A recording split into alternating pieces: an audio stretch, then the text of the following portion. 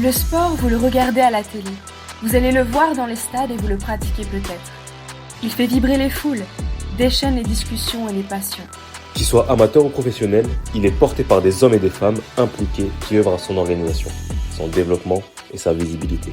L'ESG Sport a décidé d'aller à leur rencontre pour qu'ils vous partagent leur histoire et leur monde vu de l'intérieur et des coulisses. Ce podcast est réalisé par l'ESG Sport, l'école de commerce du sport business pour ses étudiants, mais surtout par ses étudiants eux-mêmes, et bien au-delà, pour tous les passionnés du sport.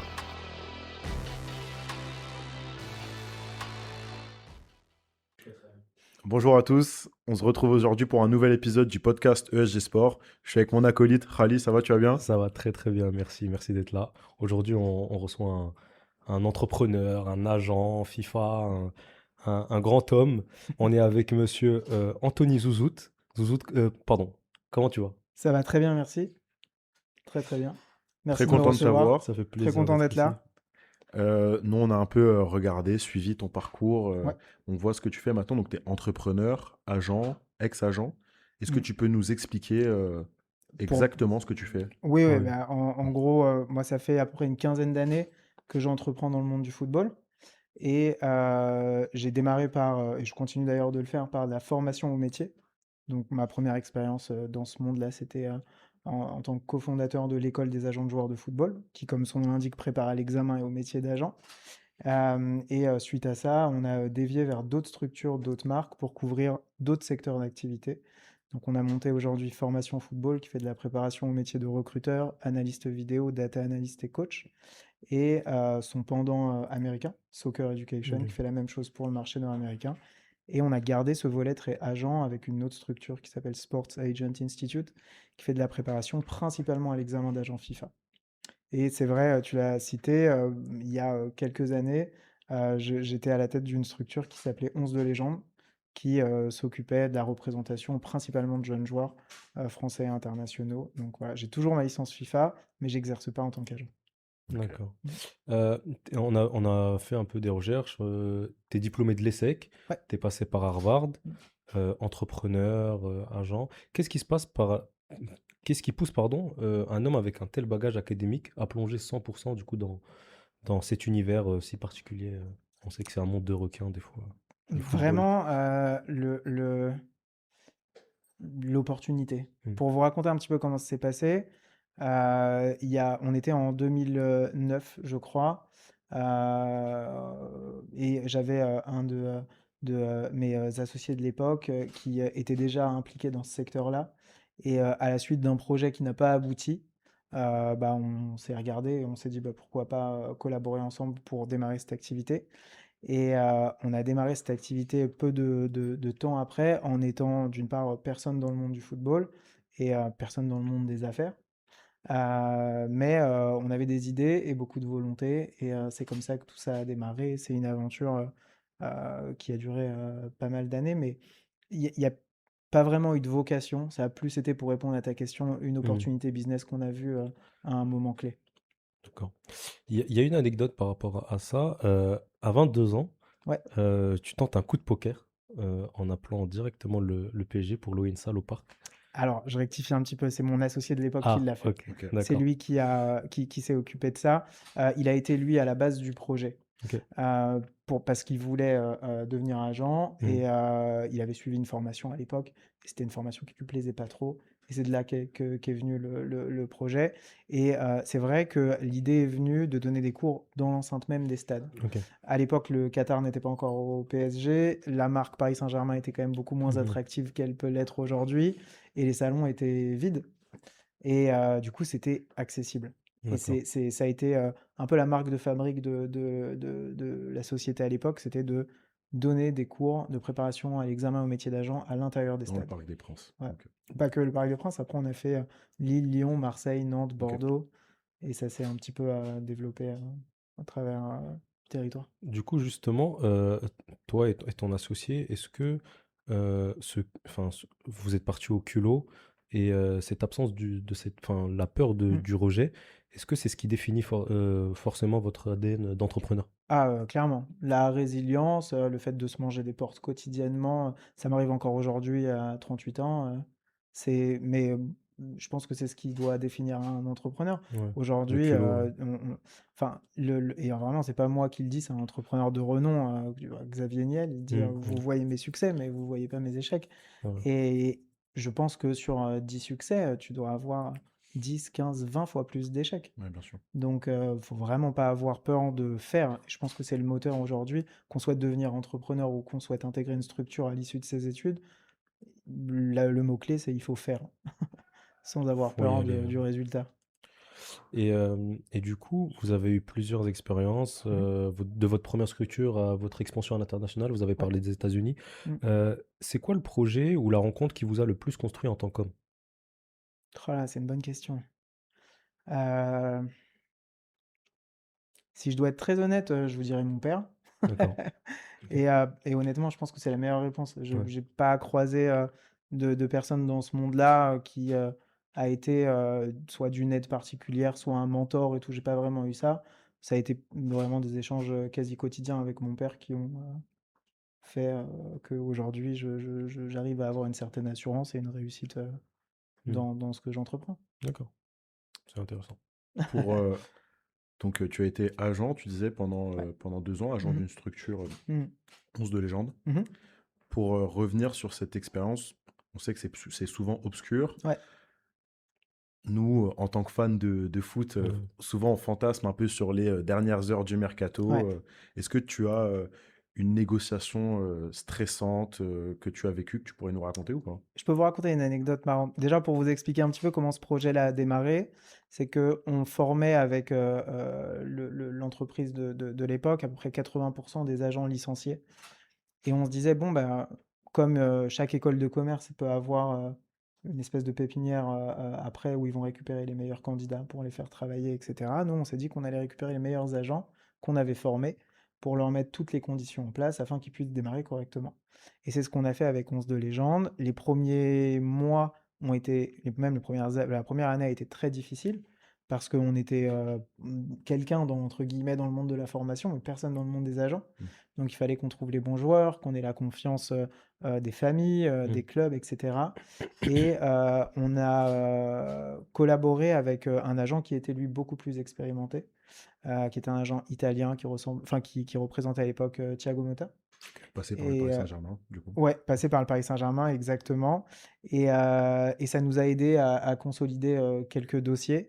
Et pour revenir sur l'anecdote, il y avait un joueur, je ne veux pas vraiment citer son nom parce que c'est dommage, là, qui était avec les jeunes, la CFA à l'époque du Paris Saint-Germain, et qui avait fait une prépa exceptionnelle avec les pros. Malheureusement, bah, il jouait au même poste que Thiago Motta à l'époque. Et C'était quand ça? l'agent donc de Mota qui était associé avec nous sur la structure ne voulait pas monter au créneau avec le PSG pour faire en sorte qu'il ait sa place et qu'il joue. Donc le joueur est resté avec la réserve bien souvent ou est redescendu chez les jeunes et n'a pas eu sa chance en pro alors qu'il avait le niveau. À cette époque-là, il y avait des offres de City, Dortmund, Monaco, etc. qui tombaient. C'était vraiment un joueur attractif. Et malheureusement, au moment où on a voulu aller plus loin, on a eu une divergence d'opinion entre cet agent-là italien et nous. Bien sûr. Le joueur en question, on peut le dire aujourd'hui après coup, a pas spécialement fait le bon choix et a décidé de se faire représenter par cet agent-là. Et s'en est suivi une longue série de mauvais prêts et de mauvais transferts. Et malheureusement, ce joueur est sorti des radars complètement aujourd'hui alors qu'il y a un espoir exceptionnel. Comme quoi, le monde du foot, Ouais, ça enfin, va, ça c'est va vite, hein, l'entourage et les Puis même choix. l'entourage, on n'en parle pas assez, mais Ouais, l'entourage, des fois, c'est l'entourage et les important. choix, c'est primordial. Et pour revenir sur ce que Rally disait tout à l'heure, on sait que c'est un peu un monde de requins. Mm, Là, tu parles que tu étais associé donc mm, à un agent renommé, un agent italien mm. renommé. Est-ce que malgré tout ça, malgré ce monde de requins, entre vous, les agents, il existe un peu un code d'honneur ou c'est chacun pour Non. soi, j'ai envie de Ouais. dire? Je vais te citer une phrase qui m'a marqué, mais que cet agent italien disait. Il me disait, dans le football, évidemment, tu peux faire confiance à personne. Et si tu veux de la loyauté, achète un chien. Ok. Ça veut tout dire. Tu vois, ça veut tout dire. Tu peux faire confiance à personne. Ton meilleur ami d'hier, ça peut être ton pire ennemi de demain. Et malheureusement, entre les agents, c'est un peu pareil. à celui qui va récupérer Qui le va joueur voilà, de l'autre, c'est ça, etc. Donc, exactement. évidemment, il y a des agents qui se comportent très bien entre eux, qui ont d'excellentes relations et qui vont pas se permettre de faire des mauvais coups. Mais je peux pas dire que ça n'existe pas. Il y Il y en a, a quand même beaucoup. il y a, il y a d'ailleurs une série, ou un film d'ailleurs, qui est sorti sur ça, qui est sur Netflix, Mercato? C'est ça, Mercato, ouais. Ouais, Mercato, exactement. ouais. Avec Que, Jamel Debbouze, Alors, hein. ouais, c'est alors c'est un ça. peu romancé, Ouais, ouais. hein. J'imagine C'est un bien. peu Ouais. Mais romancé, est-ce que mais c'est un peu ça, j'imagine? Il y a un peu de il y vrai a, il y dans. a un petit peu de vrai, ouais. Ouais, Il y a un petit peu de vrai. Alors, c'est pas des histoires que j'ai vécues, mais c'est des choses que oui, j'ai entendues. ok, Ouais. ok, ok. Donc tu dis, tu as rencontré quand même pas mal d'acteurs du foot. Ouais. Est-ce que tu as le souvenir d'un directeur intransigeant, de directeur sportif compliqué à gérer sur des dossiers plutôt chauds, notamment des jeunes joueurs, placer des Hmm, jeunes? Non, pas vraiment durant cette expérience-là. Ce qu'on a fait ensuite avec la société qu'on dirigeait à l'époque, c'est qu'on organisait régulièrement des masterclass, des conférences avec des présidents de clubs, des directeurs sportifs, des agents en poste, des recruteurs, etc. Et ça nous a vraiment donné une vision un peu globale du milieu et on a mieux compris tout de suite la façon de fonctionner de ces clubs-là. On a été aussi les premiers à organiser des séminaires en immersion. Pour la petite histoire, le premier qu'on a fait, c'était avec l'AJ Auxerre. Ok. Et quand on connaît la crainte que peuvent avoir les clubs vis-à-vis des agents, nous, on est arrivé avec notre insouciance de l'époque en disant, bah, on va venir pendant 4 jours chez vous avec 150 aspirants agents. Donc au début, c'était un petit peu difficile, ils avaient un petit peu peur de ça, mais par la suite, ça s'est fait et on a fait le premier à Auxerre, on a fait un autre séminaire à la Real Sociedad, après on était au Betis Séville, à United, à City, et on a un peu démocratiser ce fait-là, mais j'ai pas vraiment d'expérience avec quelqu'un qui soit dur, parce que ça m'est jamais arrivé vraiment de négocier un transfert Hmm, ou alors de négocier une rupture de contrat Bien ou un sûr. départ. On avait principalement des jeunes joueurs pour qui ça se passait plutôt bien. Et toi, quand tu sors un peu du giron Ouais, agent de foot ouais. pour faire de la formation, est-ce que c'est bien perçu dans le monde du football? Est-ce que les gens On, sont ouverts on l'a toujours fait en même temps. Ok, On l'a toujours fait en même temps et ce qui m'a forcé à arrêter l'activité d'agent, c'est le temps. bien C'est sûr. que c'est vraiment une activité Chronophage. ultra chronophage. Il faut être disponible jour, nuit, voyager. Et malheureusement, c'est pas compatible avec une vie de chef d'entreprise à côté. Et il a fallu faire un choix. Et on avait pris avec mon associé de l'époque la décision de stopper, tout simplement. Mais au début, ça a été mal. Enfin, c'est toujours pareil. Au début, c'est toujours mal perçu Mm, parce que tu déranges. On n'est personne. Personne ne nous connaît. On a très peu oui. d'expérience là-dedans. Donc, au moment où on démarre et on réussit, parce que ça a été le cas hein, pendant pas mal de temps, bah, tu déranges un peu. bien sûr. Mm.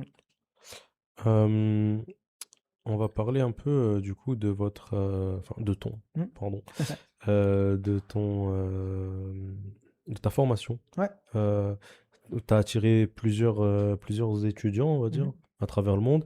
Est-ce que qu'est-ce qui explique pour toi cet engouement massif du football Sur cet engouement massif pour le football ou pour pour nos formations? pour les deux en fait? Enfin, est-ce que Je pense que c'est Ouais. associé. ça Ouais. associé, Je ouais. pense que l'engouement pour le foot fait que il y a de l'engouement pour les métiers du foot et donc Oui. de Ouais. l'engouement pour ta Ouais. formation. Alors, bon, ça, c'est connu de tous. C'est le sport le plus populaire au Mm. monde. Bien sûr. Là-dessus, on est tous d'accord et ça fait rêver.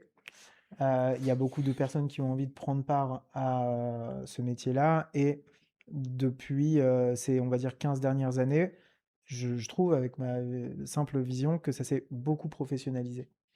Et en se professionnalisant, il y a énormément d'opportunités professionnelles qui se sont créées. Des métiers que je ne voyais pas il y a 15 ans, j'en vois aujourd'hui. Tu vois, il y a 15 ans, on ne parlait pas de data analyst, par exemple. Mhm. Oui. Il y avait très peu d'analystes vidéo. Aujourd'hui, moi, pour être aux États-Unis, je vois des caméras sur tous les terrains. Entraînement, match, peu importe, académie, pro, etc. Donc il y a des métiers qui sont arrivés et les gens ont compris que bah, ils avaient l'opportunité de vivre de leur passion et qu'il fallait juste se former correctement. Et c'est pas différent d'un autre secteur d'activité en fait. C'est ce qu'on essaye d'expliquer au travers de nos formations. Sur la partie agent, c'est vraiment spécifique parce que c'est une préparation à Bien un sûr. examen, mais sur les formations football, entre autres, sur la partie recruteur, analyste vidéo et data analyst, là, on forme à un métier et on apprend à n'importe quel candidat qui soit déjà au sein d'un club ou qui souhaite intégrer Intégrer un un club. staff à le devenir avec toutes les méthodes nécessaires pour exercer correctement. Hem, Est-ce que, du coup, par rapport à cette histoire-là, est-ce que tu as une anecdote, sur un étu on les appelle les étudiants? Ouais, bien. Des étudiants? Ouais, les étudiants. Est-ce que tu as une histoire sur un étudiant qui est justement qui est parti de nulle part et Plein. maintenant, Plein. On heu, a, enfin, encore une fois, dont on a plein de. Sur la partie agent, on a des étudiants qui sont partis de rien, qui ont fait des transferts à plusieurs dizaines de millions d'euros. Sur la partie recruteur, des gens qui étaient des simples passionnés qui ont intégré des staffs de club pro. Encore un des derniers en date, je pense à lui parce que j'ai échangé avec lui il y a une quinzaine de jours. C'était un ancien joueur, on va dire semi-pro, qui a eu une petite carrière, mais vraiment pas au top niveau. Qui après avoir fait la formation a intégré un club de première division en Croatie en tant que recruteur. Mais des exemples comme ça, je pourrais vous en citer des centaines, Ouais, bien que sûr. ce soit en mmh, Ligue 1 ou en Ligue 2, à l'étranger ou autre. Il y a vraiment, c'est ce qu'on essaye de faire comprendre au sein de notre formation, c'est que le football n'est pas différent d'un autre secteur d'activité. Ce qu'il faut, c'est pas simplement postuler, c'est postuler correctement et apporter une plus-value à un staff. Le recrutement d'un joueur, c'est comme le recrutement d'un membre du staff. On peut parfois le payer très cher et on peut parfois le regretter. Et au même titre que quand on fait un transfert de joueur, il y a des scouts, 2 scouts, 3 scouts, 10 scouts qui le voient. On va le voir en match, en dehors des matchs, à l'entraînement, etc. Et on connaît tout du joueur avant de le recruter. Ce qu'on veut quand on souhaite recruter un membre du staff, c'est qu'on veut tout connaître de la personne avant de le faire. mmh.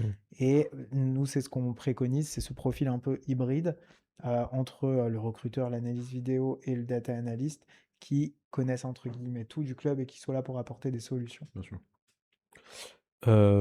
Tu agent FIFA, enfin, Ouais, agent FIFA, tu as toujours ta licence? j'exerce pas, mais j'ai toujours la licence. Ouais. Heu, donc pour passer, du coup, pour avoir la licence d'agent FIFA, Ouais, tu passes des examens, un examen. un examen. Ouais. Est-ce que, et les instances, elles préparent justement, heu,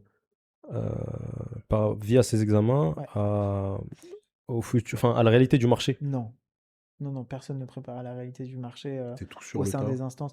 Alors, nous, même nous, hein, sur la partie Sports Agent Institute, on prépare à l'examen. La préparation au métier, on le faisait avant dans mon ancienne structure, mais aujourd'hui, que ce soit la Fédération française, les autres fédérations nationales ou la FIFA, elles s'en préoccupent pas du tout. Et c'est parfois ce qui explique le nombre de dérives. Et c'est ce qu'on essaye de faire, c'est ce qu'on essaye d'amener, c'est d'amener ce cadre en disant, bah, voilà comment ça fonctionne, voilà comment il faut travailler, voilà quelle est la déontologie à suivre. Après, les candidats la suivent ou la suivent pas, Bien mais sûr. on essaye d'apporter au moins Vous, ce cadre. vous apportez Mais les clés. ouais, mais OK. malheureusement, les instances s'en préoccupent pas. Alors que l'agent a une place clé dans le monde du football aujourd'hui. Hein. Comment se base, c'est quoi l'examen, FIFA, genre? C'est des L'examen, questions? c'est des C'est questions sous forme un peu de cas pratique. d'accord, Donc il y a plus ou moins 1 heure d'examen, 20 questions, et il faut avoir 75% de bonnes réponses pour OK, le valider. C'est pas plus compliqué que ça, mais il faut bachoter. d'accord. Et c'est ce qu'on Mmh. a fait, nous, au travers de notre plateforme d'apprentissage, c'est que on a un panel de milliers de questions, de milliers de cas pratiques, et on a un plan d'études, on invite le candidat à suivre le plan d'études et à s'exercer tout le temps, tout le temps, tout le temps, tout le temps. Tout à l'heure, tu as parlé, des datas qui sont Ouais, devenues super importantes dans le monde du ouais. foot. Comment on vit la transition justement, où la data de nos jours est devenue, importante Mm. et ça prend de plus en plus de place, par La- je- rapport à justement par rapport à l'œil humain d'un recruteur ou ouais. d'un scout? Alors, la data au niveau professionnel, je trouve qu'elle est quand même plutôt bien gérée par les top clubs. On arrive vraiment à en faire quelque chose et à l'analyser. Maintenant, quand on descend au niveau inférieur, il y a énormément de data collectée et il y a très peu de data analysée. Il y a Mm. très peu de data mise au service de la performance ou du recrutement. Et c'est ce problème-là qu'on essaye de résoudre à travers À travers notre la formation. formation. Encore une fois, et il y a plusieurs niveaux d'analyse de données. Mmh. Il y a des niveaux vraiment très élevés où il va falloir coder ses propres algorithmes, etc., etc. Et il y a des niveaux un petit peu moins élevés, beaucoup plus abordables. C'est ceux qu'on apprend nous chez Formation Football, où on va pouvoir récupérer de la donnée libre, de droit, en open source sur différents sites, et la travailler correctement pour l'associer à un projet sportif. Donc, Mais Ok. c'est vrai que pour moi, je pense que la data et l'IA, et j'en rigolais encore ce matin avec un collaborateur, tous les jours, je vois des nouveaux sites arriver mhm, sur le scouting IA, utiliser de la data avec l'IA, etc., etc. Donc les gens ont vraiment perçu cette opportunité-là. Maintenant, sur les 100 projets qu'on va voir dans les 30 prochains jours, il va probablement y en avoir un ou deux de valables, quoi. Hmm. parce que toi, qu'est-ce que tu en penses de l'arrivée de l'IA, notamment Je trouve que dans le c'est sport? exceptionnel. Ok, Je trouve que c'est un outil incroyable, mais il faut l'utiliser correctement. C'est même chose avec la data, même chose avec la vidéo. Je parlais avec beaucoup de scouts de l'ancienne époque qui me disaient non, mais moi, la vidéo, l'apprentissage, ça sert à rien, il faut se déplacer, il faut avoir l'œil, etc. Je suis pas vraiment d'accord avec ça. Au même titre que faire du recrutement uniquement avec la vidéo, je trouve que c'est pas non plus la bonne option. bien sûr. Maintenant, allier les deux, donc recrutement terrain et vidéo, ou allier les trois, recrutement vidéo et data, là je trouve que c'est vraiment la bonne option. Ça permet de croiser, Ouais. bien Et il y sûr. a comme, à mon avis, il y a que comme ça qu'on fait les bons choix. Et donc l'IA sera un outil en Et plus. l'IA sera un outil en plus Qu'est-ce pour que, à ton sens, ça permet de faire plus de choses? plus de Plus... calculs, c'est de l'aide à la décision. Non, et si c'est bien paramétré, ça se trompe moins. Ok, un gain de temps, Ouais, en fait. ouais, Ok. clairement. Je veux rebondir Ouais, sur un truc là que tu viens de dire. Euh, mais là maintenant, l'IA c'est devenu ouais. important, même Mm, enfin, au sein de nos cours, on les utilise. Comme tu as dit, il faut bien l'utiliser. mm, Mais tu as parlé de l'aide à la décision. ouais.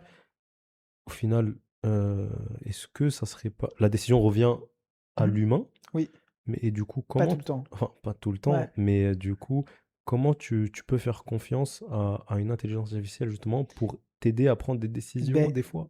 figure-toi que j'ai vu une boîte aux États-Unis qui place une caméra en haut d'un stade, qui filme le jeu, l'intégralité du terrain, qui analyse l'équipe et l'adversaire.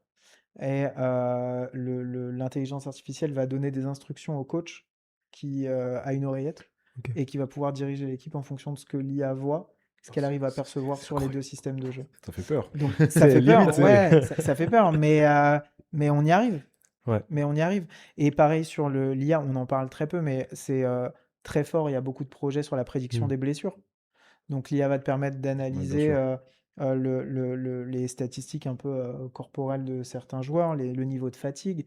Et aujourd'hui, on arrive à te dire, bon, bah là, si tu continues à jouer un peu trop longtemps, tu risques de te blesser à tel endroit ou à tel endroit.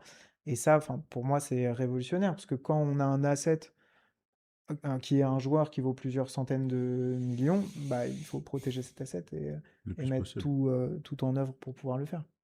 Ok. Mm. Il ne faut pas trop s'inquiéter. Je pense qu'il y aura toujours quelque chose de pas palpable par l'IA. Et Ouais. donc, Ouais. Mais je Ah ne suis bah, pas vraiment inquiet. Je fais ouais, pas partie de ceux qui disent l'IA va nous remplacer, on n'existera plus, etc. Je pense que c'est un outil. c'est un outil C'est ça. et que s'il est utilisé correctement, il va être efficace. Ça, c'est sûr. Mais il y aura toujours besoin de quelqu'un au moins pour le paramétrer. tu nous parlais là de stade donc aux États-Unis. Ouais. Tu t'es installé aux États-Unis. Mm. Comment est-ce que dans ta tête ça s'est passé qu'est-ce qui, à quel moment tu décides de t'installer du coup aux États-Unis? Alors, en fait, j'étais avec mon associé actuel dans un salon à Chicago il y a à peu près 2 ans. Et on a été un peu par curiosité, parce que le marché américain nous intéressait. On savait que la Coupe du Monde était en prévision. Et on a été dans un salon qui était organisé par une grosse organisation de coachs pour tester un peu le marché, voir qui étaient les acteurs. Sur place, on a rencontré quelques acteurs. Et ça m'a permis de faire la connaissance d'un Français qui est responsable de tout ce qui est éducation des coachs à la Fédération américaine, avec qui on a beaucoup échangé sur les activités qu'on avait avec Formation Football en France. Et il m'a dit, tu sais quoi, tu devrais réfléchir quand même à développer ton produit aux États-Unis. Il n'y a pas vraiment de cours semblables à ce que tu fais. Et ça m'a surpris au départ. Je me suis dit, est-ce qu'il n'y en a pas parce qu'il n'y a pas de marché? Ou est-ce qu'il n'y en a pas parce qu'on est un peu en avance sur ce marché-là? Et donc, on a commencé à prendre des rendez-vous avec une dizaine de directeurs sportifs de clubs, des clubs de MLS, de niveau un peu plus bas, des acteurs locaux. Et je leur disais la même chose. Je disais, si demain tu veux recruter un recruteur ou un analyste vidéo, comment tu fais? Et les réponses étaient tout le temps les mêmes. C'est soit je recrute un Européen, soit je vais Ok. en Amérique latine, ou alors je prends n'importe quel coach, je lui donne la mission et il apprend sur le tas. Il existait évidemment, avant qu'on arrive, des petites formations, mais rien comparable à ce qu'on peut proposer nous. Et à l'issue de ces petites formations qui existaient, on n'avait pas toutes les compétences nécessaires. Et de là, on a pris le pari, on a adapté notre programme au marché américain, parce qu'il y a quand même beaucoup de différences. Et on l'a traduit en anglais, en espagnol aussi, qui est une langue très importante sur le territoire. Et ça fait 1 an que moi je m'y suis installé pour continuer à développer le produit. Et tu dirais que le retard se comble très vite là aux États-Unis? Très très vite. Très très vite. Déjà, il y a une différence de moyens. Bien sûr. Où eux, il y a énormément de fonds qui viennent pour acheter des franchises. Alors, il n'y a pas beaucoup de centres de formation, mais il y a un nombre incalculable d'académies privées. Mm. Non, non, et ils ne resteront pas à la traîne sur ce sport-là. On l'a vu là dernièrement, c'est le 3e sport le plus développé après le. Alors, il y a NBA, enfin football américain, NBA et soccer. Soccer, ouais. Ouais, donc c'est Plus colossal. plus que Plus que le baseball. Plus que le baseball? Et la Mhm. NHL aussi? Ouais. Ok. Donc ça va devenir quelque chose de très fort. La Coupe du Monde, là, va ne aider faire que encore plus. renforcer Bien ce sûr. sentiment-là. Et moi, pour être à Miami, dans une région qui est très latine, je vois plus de gamins jouer au foot que de Oui. gamins jouer au basket. Donc, non, j'ai quand même beaucoup d'espoir pour la suite sur le développement de ce sport. Justement, j'avais une question par rapport à où tu disais que justement le football là-bas, le soccer, Ouais. même si bon, Ouais. voilà. Euh, Même eux, ils Euh, appellent pas ça le soccer, hein. Ah ouais? Ouais, enfin, C'est que à la télé? il y a beaucoup d'interlocuteurs que j'ai qui sont originaires du Brésil, d'Argentine, Oui, oui. etc. Faut pas leur parler de soccer, hein. Bah oui, ça Du c'est foot, c'est clair. du foot. J'allais y a te poser pas la de- question aussi. Ouais, ouais. Comment T'es tu en plus parles toi? soccer Ça ou- dépend. En fait, si tu parles avec un Américain, tu peux lui dire soccer. Ouais. Si tu parles avec un Latin ou autre, tu vas Ouais. lui dire football. Même des Anglais, j'ai des amis anglais journalistes qui sont Oui, bah, installés là-bas. Il faut pas leur parler de soccer. ah oui, ça c'est Mm. football. Mais justement, j'avais une question par rapport à, justement, tu disais où l'engouement du football commence Ouais. à être de plus en plus fort aux États-Unis. Avec l'arrivée de la Coupe du Monde Ouais. 2026, il y a beaucoup de monde qui sont sceptiques par rapport à justement, elle est déroulée aux États-Unis, il n'y a pas cette culture foot qu'on a en Europe ou en Amérique latine. Et est-ce que tu t'en penses quoi de ça? Non, je suis pas vraiment d'accord. Je pense que évidemment, il n'y a pas la même culture foot qu'au Brésil, Oui. mais il y a une culture Du sport sport, bien sûr. qu'on Ah oui, retrouve oui, ça c'est clair. nulle part ailleurs. Ils savent organiser des événements, ils l'ont démontré dans le passé. Je pense qu'il faut faire la différence entre le niveau de l'équipe nationale et la Oui, oui, oui, capacité oui. de la FIFA à organiser un événement aux États-Unis. Je pense qu'il va y avoir beaucoup d'engouement. C'est quand même un endroit où il y a beaucoup de mixité. Donc, que ce soit des Mexicains, des Colombiens, des Vénézuéliens ou autres, des Haïtiens, enfin, principalement dans l'endroit où j'habite, je vois un engouement pour le sport colossal. Et je suis pas trop craintif par rapport à ça. Je pense que ça va plutôt bien se passer. Après, il y a toujours des problématiques par rapport au visa, par rapport au prix Oui, des c'est billets, vrai par qu'il rapport à y tout ça. a eu des polémiques là-dessus. Mais ouais, c'est un petit peu plus difficile, mais on va dire que moi, je me concentre sur le sport Oui, oui. principalement. Bien sûr. Mm. Du coup, tu as formé une grosse génération d'agents. Mhm. Quelle est l'empreinte que tu aimerais laisser dans l'histoire du foot business? Ouais, c'est pas vraiment. Ah, c'est une question difficile. Honnêtement, je me suis jamais posé la question. Ok. Je pense que si j'ai pu aider directement ou indirectement des gens à construire leur carrière, je pense que ça sera pour moi une des plus grosses satisfactions. Aider des gens qui partent du statut de fan à atteindre leurs rêves, leurs objectifs, c'est vraiment satisfaisant. Mais de là à laisser une empreinte, honnêtement, je pense pas. J'ai pas la prétention de me dire que ça va arriver. Eh bien, on arrive bientôt à la fin de cet épisode, mais avant de se quitter, on a un petit jeu. Mhm. On va jouer un petit jeu avec toi. J'ai quelques questions sous forme de tu préfères. Ok. Et du coup, tu me diras soit ça, soit l'un ou l'autre, Ok. soit A ou B. Alors, négocier un gros transfert ou repérer un jeune talent? Négocier un gros transfert. Ça reste le On nerf est de la honnête, guerre. hein, Ouais, c'est vrai. franchement, Ouais, Ça non, reste mais le oui, nerf de non, la c'est ce qu'on guerre. veut, honnête, c'est ce qu'on veut. honnête. Ça revient tout à l'heure à une question qu'on on parlait de data. Mm. T'es plus data et algorithme ou plus instinct du terrain? C'est dur, hein. C'est fait pour. Ouais. Je dirais terrain. Ok. Ouais. Mercato d'été ou mercato d'hiver? Ouais, été. Tous les jours. Ah ouais, été.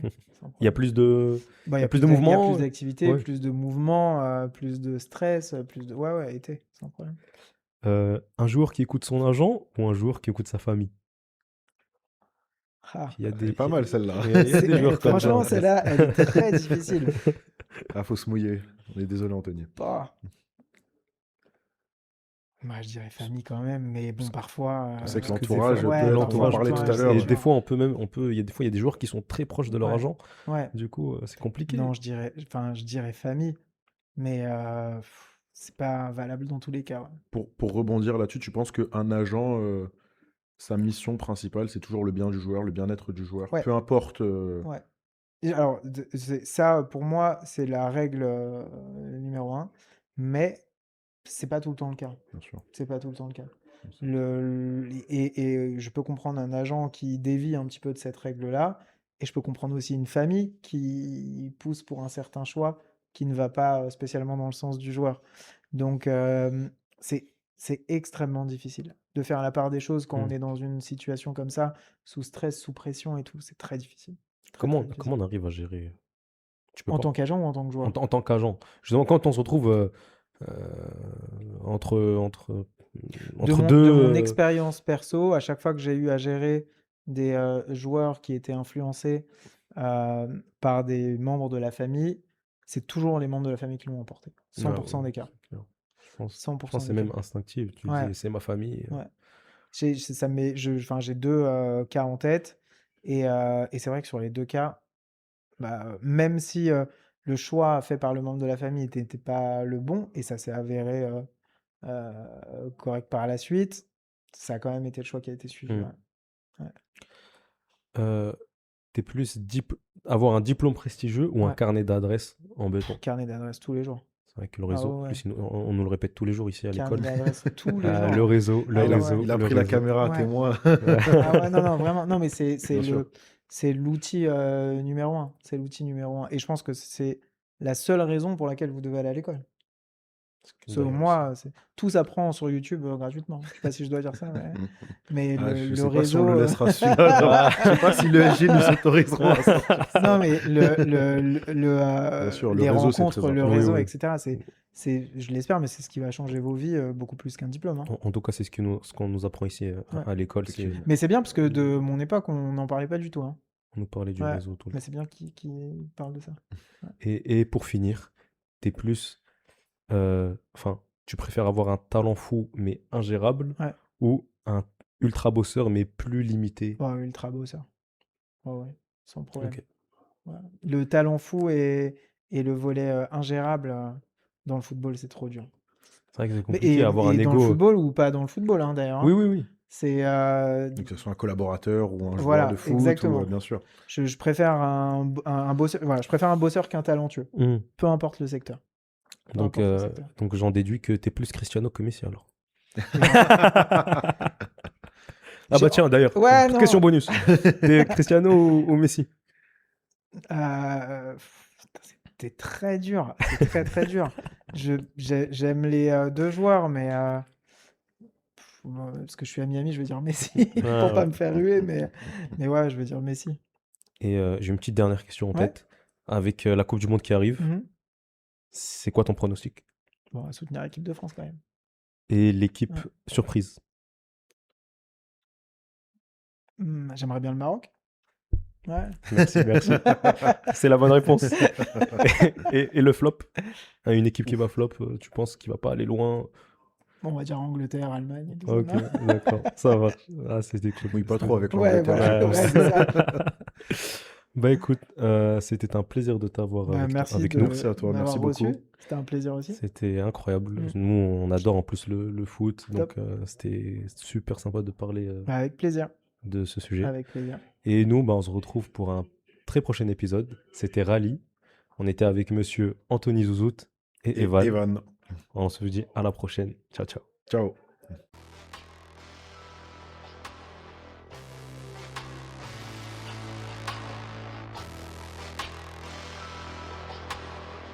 C'est déjà la fin de cet épisode. Merci à notre invité de s'être livré à notre micro et de nous avoir partagé son expérience. Pour être sûr de ne pas passer à côté des prochains épisodes, abonnez-vous à notre podcast. Et si ça vous tente de nous rencontrer, passez nous voir à l'école. Le G-Sport est présent à Paris, Aix, Bordeaux, Lyon, Dijon, Rennes, Nantes, Tours, Rouen, Montpellier, Toulouse et Biarritz. À très vite!